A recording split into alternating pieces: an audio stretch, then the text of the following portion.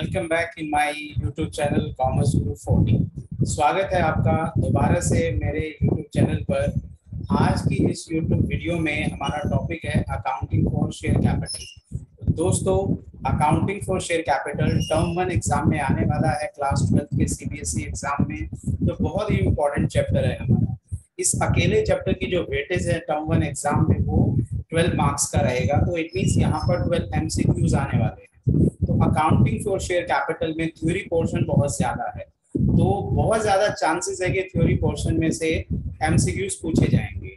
तो वही complete concept clarity के फंडे को लेकर मैं ये वीडियो आपके लिए लेकर आया हूँ, जिसमें हम थ्योरी पोर्शन को कवर करेंगे शेयर कैपिटल से रिलेटेड। तो चलिए, आपका अपना ट्यूटर दीपक कुमार शुरू कर रहा है आपके लिए अकाउंटिंग फॉर शेयर कैपिटल की थ्योरी रिलेटेड वीडियो। तो शुरू करते हैं दोस्तों।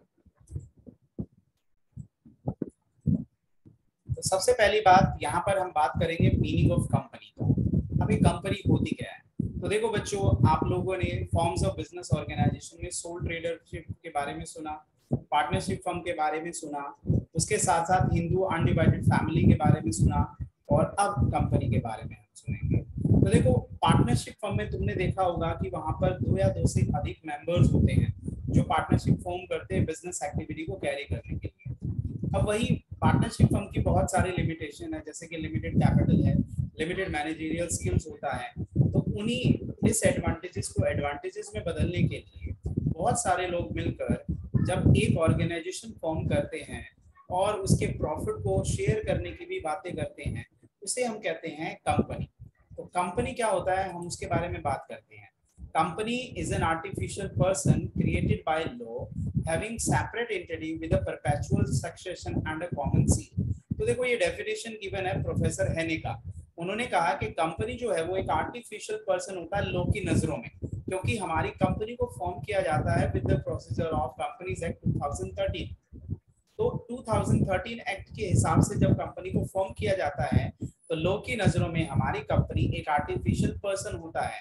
आर्टिफिशियल पर्सन का मतलब ये है कि जैसे कि हम नेचुरल पर्सन जो होते हैं, हम अपने नाम से कोई भी चीज बाय करते हैं, सेल करते हैं, ऐसे ही कंपनी के नाम से ही चीजों को खरीदा और बेचा जाएगा, और जो भी लीगल प्रोसीडिंग होगी वो कंपनी के नाम से होगी।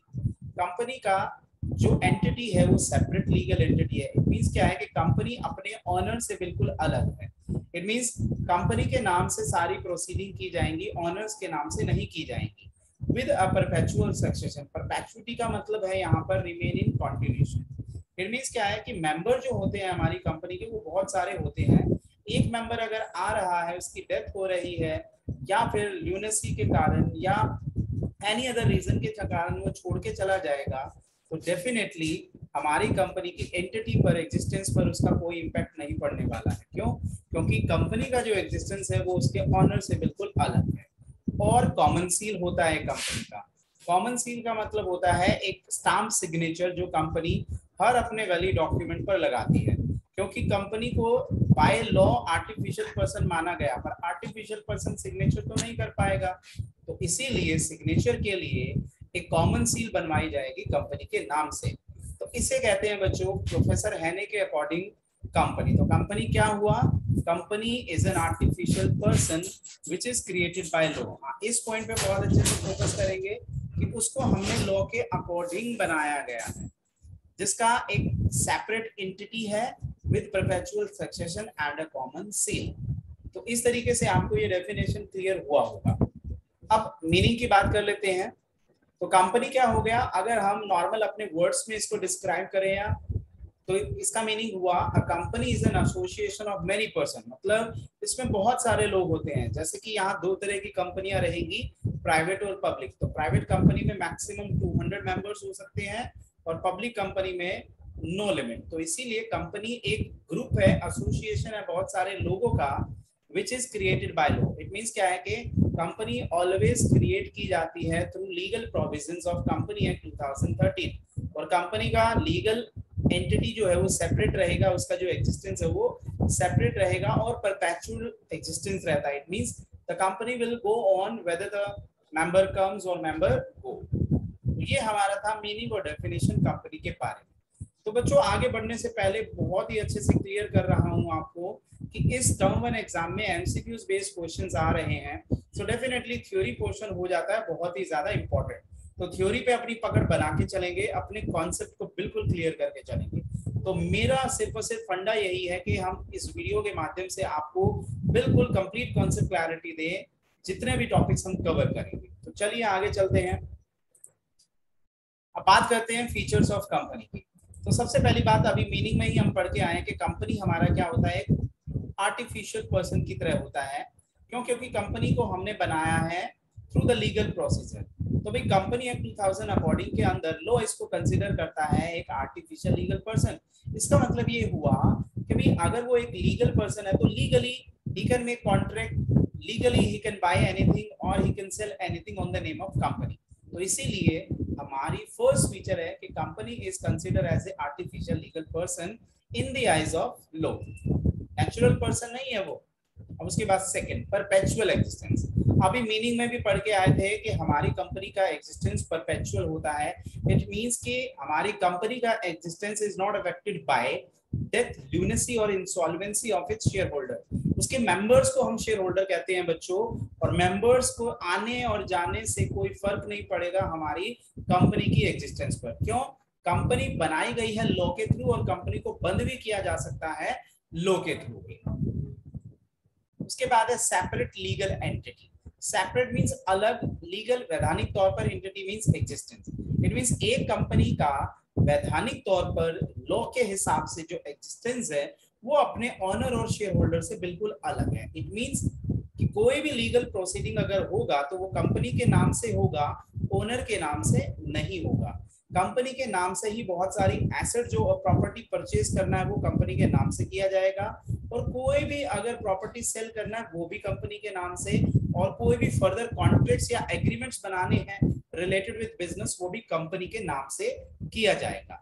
तो अगर सपोज मान लो किसी कस्टमर को प्रॉब्लम हो जाती है किसी प्रोडक्ट को यूज करने से, तो कस्टमर यहाँ पे ओनर को मुकदमा नहीं दायर कर सकता। यहाँ पे जो केस चलेगा वो कंपनी के ऊपर चलेगा। क्यों? क्योंकि कंपनी अलग है अपने ओनर से। नेक्स्ट चलते हैं हम। नेक्स्ट फीचर इज कि every company has own common seal. It means क्या है, कंपनी के सारे डॉक्यूमेंट्स वैलिड तभी होते हैं जब कंपनी के सिग्नेचर उस पे आ जाते हैं। अब कंपनी का सिग्नेचर के लिए उसकी एक कॉमन सील होती है, स्टाम्प होती है। तो every company has its own common seal जो हर डॉक्यूमेंट्स पर चिपकाया जाता है। तो ये एक तरीके का स्पेसिमेन है हमारा कॉमन सील का। अब उसके बाद करते हैं the shares of company is transferable. It means क्या है कि हमारी जितनी भी कंपनीज है, पब्लिक कंपनी के केसेस में हम बात कर रहे हैं, वो अपने शेयर को जो मेंबर्स होते हैं उसके वो इजीली ट्रांसफर कर सकते हैं from one member to another. Next feature है हमारी separation of management and ownership. तो हेडिंग क्या है, मैनेजमेंट और ओनरशिप अलग अलग होती है। देखो एक कंपनी के ओनर होते हैं बहुत सारे शेयर होल्डर। अब बहुत सारे शेयर होल्डर तो कंपनी को मैनेज करने नहीं आएंगे क्योंकि उनके पास उतनी नॉलेज और स्किल भी नहीं है। तो इसीलिए कंपनी को मैनेज करने के लिए यहाँ पर बोर्ड ऑफ डायरेक्टर्स अपॉइंट किए जाएंगे जो कंपनी को मैनेज करेंगे। अब ये बोर्ड ऑफ डायरेक्टर्स हैं क्या, ये बोर्ड है डायरेक्टर्स का। डायरेक्टर मींस शेयर होल्डर के रिप्रेजेंटेटिव का। ये मैनेज करेंगे, मतलब जो डे टू डे एक्टिविटीज होंगे, रूटीन वर्क्स होंगे, उनसे रिलेटेड जो भी डिसीजंस होंगे वो हमारे डायरेक्टर्स लेंगे। तो इसीलिए मैनेजमेंट और ओनरशिप दोनों सेपरेट चलेगी कंपनी ऑर्गेनाइजेशन के अंदर। उसके बाद है लिमिटेड लायबिलिटी। हमारे जहां ये शेयर होल्डर्स होंगे उनकी जो लायबिलिटी है, लायबिलिटी मतलब बर्डन जो है उनके ऊपर, वो सिर्फ और सिर्फ लिमिटेड अमाउंट का रहेगा। अब वो अमाउंट क्या है, नॉमिनल प्राइस ऑफ शेयर, मतलब फेस वैल्यू ऑफ शेयर तक ही वो लायबल रहेंगे। इट मीन सपोज मान लो अगर हमारे शेयर होल्डर एक शेयर खरीदते हैं, एक शेयर की वैल्यू 100 है, so they are liable to pay only 100 rupees because their liability is limited. तो हमारे शेयर होल्डर की लायबिलिटी जो है वो लिमिटेड रहती है। तो इस तरीके से बच्चों ये हमने किया फीचर्स ऑफ कंपनी। ये बहुत सारी कंपनियों की पिक्स हैं, आप कंपनियों के बारे में सर्च आउट करते हैं, गूगल पे जा सकते हैं। अब उसके बाद हम बात करेंगे काइंड्स ऑफ कंपनी। कंपनी कितने तरह की है। तो बेसिकली अगर हम बात करें यहाँ पर कंपनी की, तो सिलेबस के अकॉर्डिंग ये 3 कैटेगरी, और 3 कैटेगरी में भी कंपनी लिमिटेड बाय शेयर में हम 3 अलग कैटेगरी पढ़ेंगे, प्राइवेट, पब्लिक और 1 पर्सन कंपनी। तो पहले बात कर लेते हैं लायबिलिटी के बेसिस पर हम काइंड्स ऑफ कंपनी को। Unlimited company. अब इसके वर्ड में इसका मीनिंग छुपा हुआ है बच्चों। अनलिमिटेड कंपनी क्या है? Unlimited company is a type of private company, एक तरह का प्राइवेट कंपनी होता है जिसमें इसके शेयर होल्डर और मेंबर जो होते हैं उनकी लायबिलिटी अनलिमिटेड होती है। अब अनलिमिटेड वर्ड का मतलब क्या है? इसका मतलब ये है कि अगर वाइंडिंग अप के टाइम पर कंपनी को लॉस हो रहा है तो उस लॉस को पूरा करने के लिए हम अपने सारे मेंबर को जॉइंटली लायबल कराएंगे और उनकी प्राइवेट प्रॉपर्टी को भी सेल करके अपने लॉसेस को पूरा करेंगे। इसको हम कहते हैं अनलिमिटेड कंपनी। तो इस तरह की जो कंपनियां हैं वो आजकल नहीं ओपन की जाती हैं क्योंकि यहाँ पर शेयर होल्डर और मेंबर का बहुत ज्यादा लॉस और रिस्क हो रहा है। उसके बाद है company limited by guarantee. Guarantee का मतलब होता है अश्योरेंस देना। तो यहाँ पर इस तरह की जो कंपनी होती है उसमें हमारे शेयर होल्डर और मेंबर ने गारंटी दिया है कि they will be liable up to a certain limit which they have guarantee to the company. इसका मतलब उन्होंने गारंटी दिया है कि इतने अमाउंट तक हम कंपनी के लॉस और लायबिलिटी के लिए लायबल रहेंगे। So in such a company, the liability of the member is limited to the extent of the guarantee given by them in the event of winding up.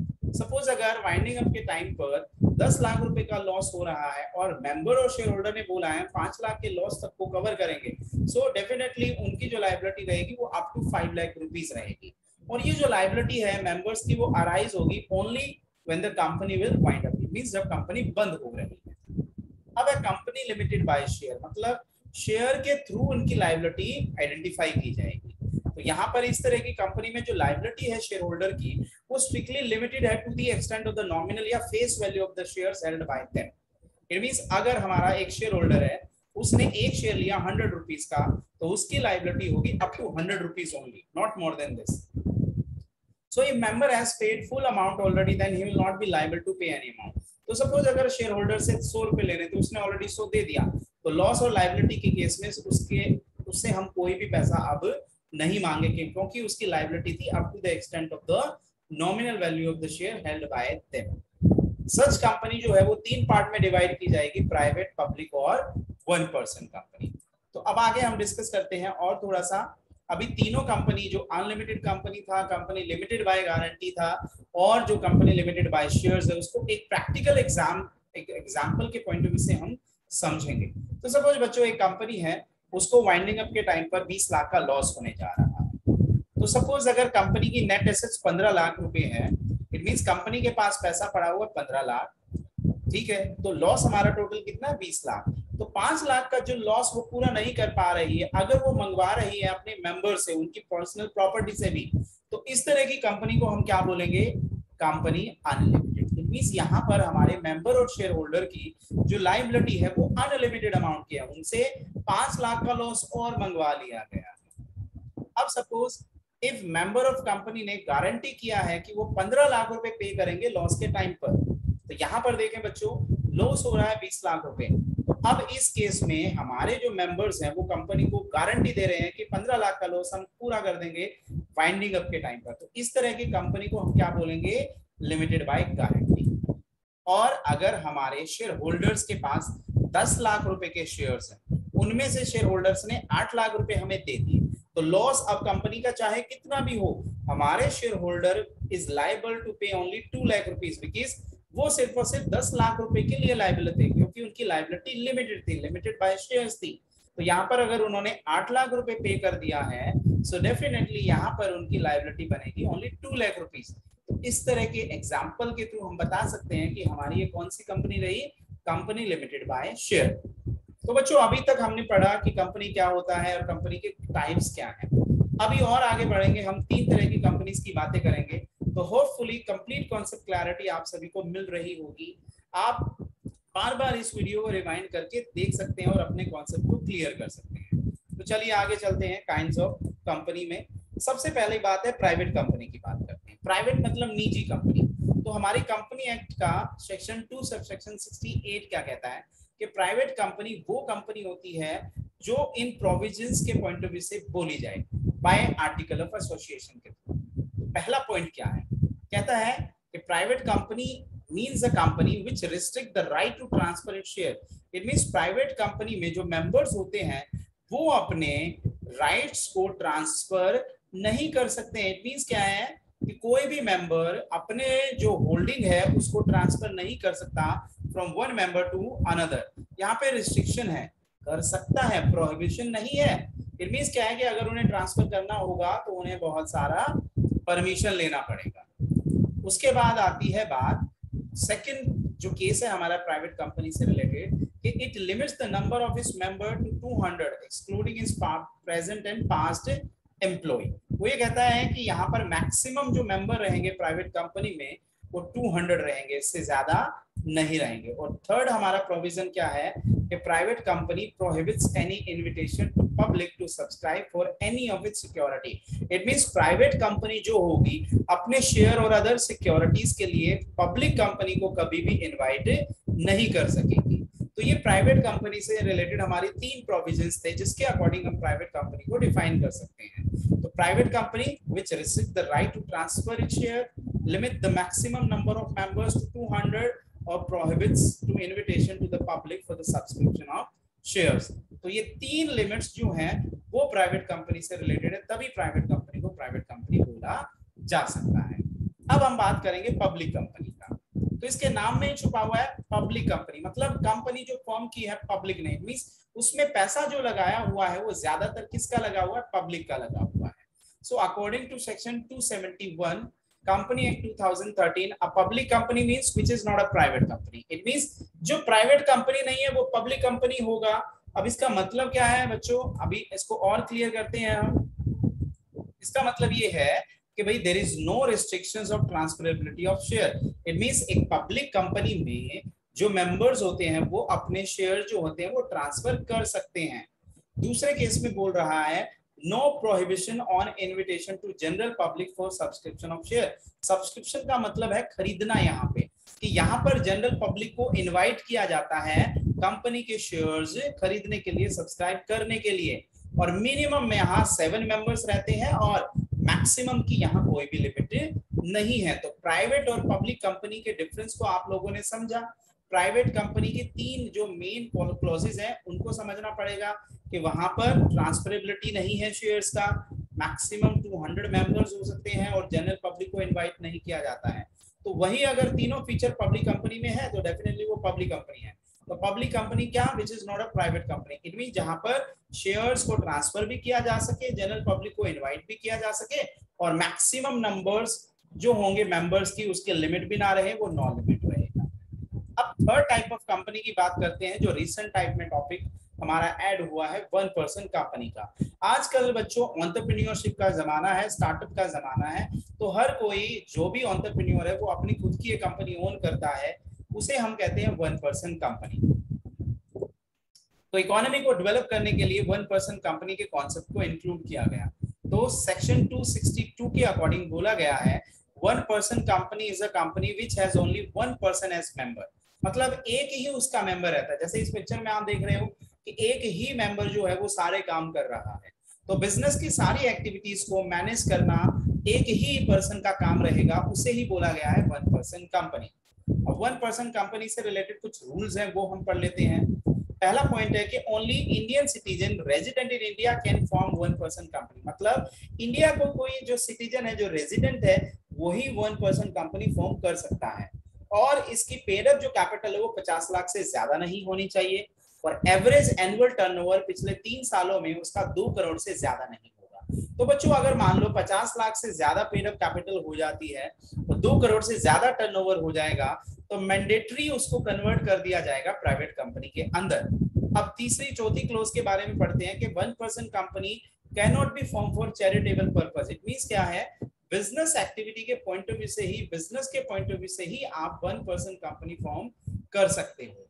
एक और last हम rule की बात करते हैं कि सोल मेंबर ऑफ कंपनी, मतलब इसका एक ही मेंबर होता है, वो नॉमिनेट करेगा एक नॉमिनी को, नॉमिनी उसके रिप्रेजेंटेटिव को during the registration of company.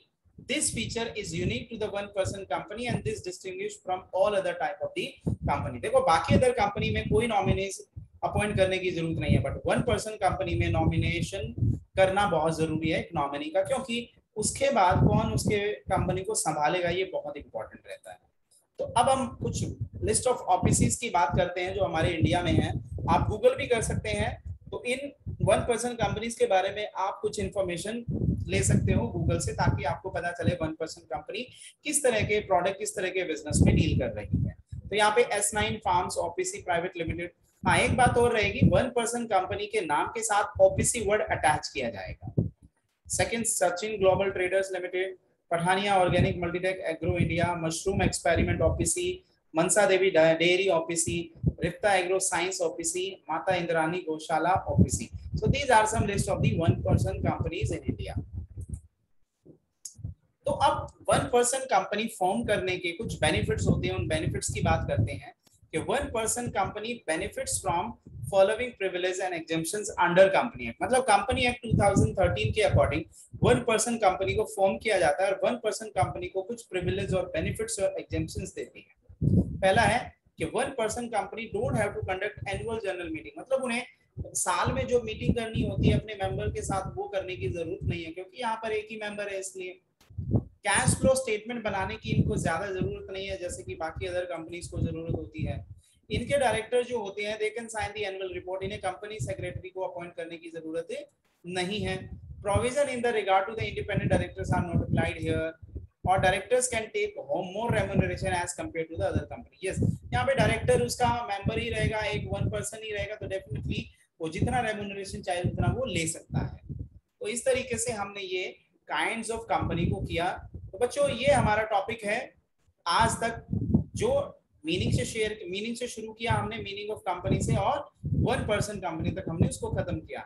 Next video में मैं आपके लिए लेकर आऊंगा theory portion related to shares, types of share capital. तो thank you for watching my videos. अगर आपको वीडियो अच्छी लगे तो उसको लाइक जरूर करें और चैनल को सब्सक्राइब